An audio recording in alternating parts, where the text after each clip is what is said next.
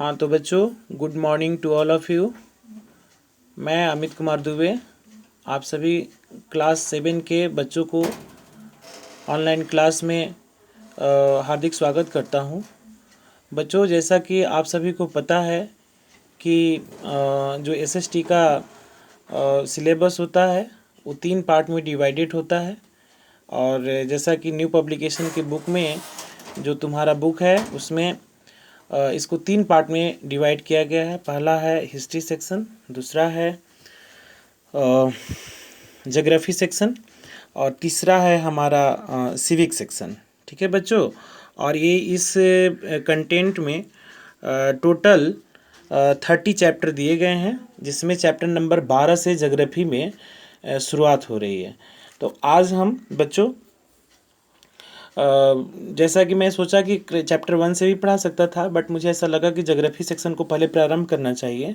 और मैं geography section का पहला चैप्टर यानी कि चैप्टर नंबर 12 इन्वायरमेंट से तुमको शुरुआत करने जा रहा हूँ, जिसमें हम इन्वायरमेंट से रिलेटेड कुछ बेसिक्स है ना चर्चा करेंगे। और ये देखो चैप्टर नंबर 12 है तुम्हारे बुक में, और इस चैप्टर में हम लोग इन्वायरमेंट के बारे में कुछ बेसिक नॉलेज इकट्ठा करने का प्रयास करेंगे, जिसमें प्राय इन्वायरमेंट के जो बेसिक कंसेप्ट हमारे होते हैं, जैसे कि what is environment and also know about the meaning and importance of the environment, to know about the types of the environment, and also to know about the biotic and abiotic environment, and to know about the ecosystem। हाँ तो बच्चों, इसमें मैं basically सबसे पहले environment को define करना चाहूँगा। तो इन्वायरमेंट का मतलब यहाँ हो गया बच्चों कि इन्वायरमेंट मीन्स सराउंडिंग्स। ठीक है, surroundings of human beings. Okay, और जैसा कि तुम सब जानते हो कि इंसान के जीवन में इन्वायरमेंट का काफ़ी महत्व है।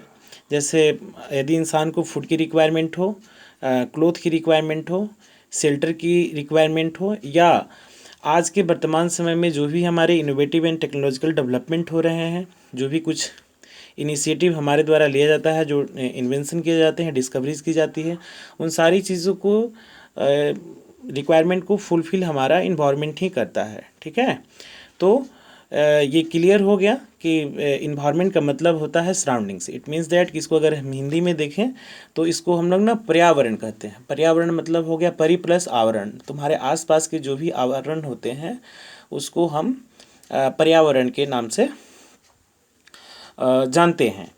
और इसके बाद इसमें हम नेक्स्ट देखेंगे कि इन्वायरमेंट एक्चुअली होता क्या है। तो इन्वायरमेंट में इसके जो बेसिक कंपोनेंट्स हमारे होते हैं, ये बेसिकली 2 पार्ट में डिवाइडेड होता है।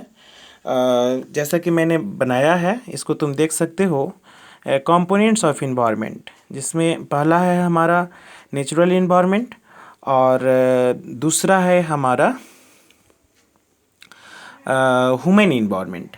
तो नेचुरल इन्वायरमेंट का जो सवाल है, ये बेसिकली तुम्हारा उस इन्वायरमेंट को हम लोग कहते हैं, जैसे कि इसको अगर हम डिफाइन करें तो बोलेंगे कि consist of natural things like land, water, air, plants and animals. ठीक है, और तुम यहाँ देख भी सकते हो, जैसे कि मैंने इसको प्राकृतिक पर्यावरण लिखा है, जिसमें हमने लैंड दिखाया है, वाटर दिखाया है, एयर दिखाया है, प्लांट्स दिखाया है और एनिमल्स दिखाया है। इट मीन्स दैट कि ये लैंड, वाटर, एयर एंड जो प्लांट्स हमारा है या एनिमल्स है, इसका फॉर्मेशन हमारा नेचुरली है, और इस कारण हम ऐसे इन्वायरमेंट को नेचुरल इन्वायरमेंट के नाम से हम लोग जानते हैं। और दूसरा है ह्यूमन इन्वायरमेंट। इसको तुम हिंदी में मानव निर्मित पर्यावरण कह सकते हो। और उसमें तुम देखो, मैंने बेसिकली इसमें रोड्स के बारे में दिखाया है, बिल्डिंग्स हो गया, रेलवे हो गया। और तुमको पता होना चाहिए रोड्स का फॉर्मेशन है ना नेचुरली नहीं हुआ है ना। इंसान ने अपनी ज़रूरतों को ध्यान में रखते हुए कच्ची सड़क का, पक्की सड़क का निर्माण कराया। बिल्डिंग्स में जैसे तुम जानते हो कि जो नेचुरली हमारा जो हैबिटेट हुआ करता था पहले, वो कंदरा होता था, गुफा होता था, है ना। मानव जो था नेचुरली जहाँ भी कुछ बेसिक ऐसे हमारी चीज़ दिखती थी उसके नीचे आश्रय, पेड़ के नीचे आश्रय ले लेता था या झोपड़ियाँ बना के रहता था, है ना। बट आज की डेट में तुम देखोगे कि बड़े बड़े बिल्डिंग्स फॉर्म हुए हैं, सीमेंटेड हैं, कच्चा पक्का मकान बन चुके हैं। जहाँ तक सवाल रेलवे का है, ये बिल्कुल इनोवेटिव है, बिल्कुल तुम्हारा टेक्नोलॉजिकल डेवलपमेंट है, न्यू चीज़ है ना। तो यहाँ रोड्स, बिल्डिंग्स एंड जो रेलवेज या ऐसे जो भी हम एग्जाम्पल देंगे, ये तुम्हारा इंसान ने बनाया है, ये प्राकृतिक तौर पर उपलब्ध हमारा नहीं है, ये मैनमेड है। तो इसीलिए हम इसको कृत्रिम भी कहेंगे, मानव निर्मित भी कहेंगे, ठीक है। इसके बाद जहाँ तक नेक्स्ट है, अब इसके जो सब टाइप पर हम चर्चा करेंगे, नेचुरल इन्वायरमेंट के सब टाइप में, जिसमें पहला हो गया तुम्हारा लिथोस्फीयर, है ना, दूसरा हो गया हाइड्रोस्फीयर एंड तीसरा हो गया हमारा एटमॉस्फेयर। और यहाँ पर जो तीनों लेयर का हमारा लिथोस्फीयर, हाइड्रोस्फीयर एंड एटमॉस्फेयर का जो फिनोमेना होता है, उसी को हम लोग ना बायोस्फीयर के नाम से जानते हैं, ठीक है। तो यहाँ लिथोस्फीयर का मतलब हो गया दी डोमेन ऑफ लैंड, ठीक है ना, ये अर्थ का एक आवरण हमारा होता है जिसको हम लोग स्थल मंडल कहते हैं।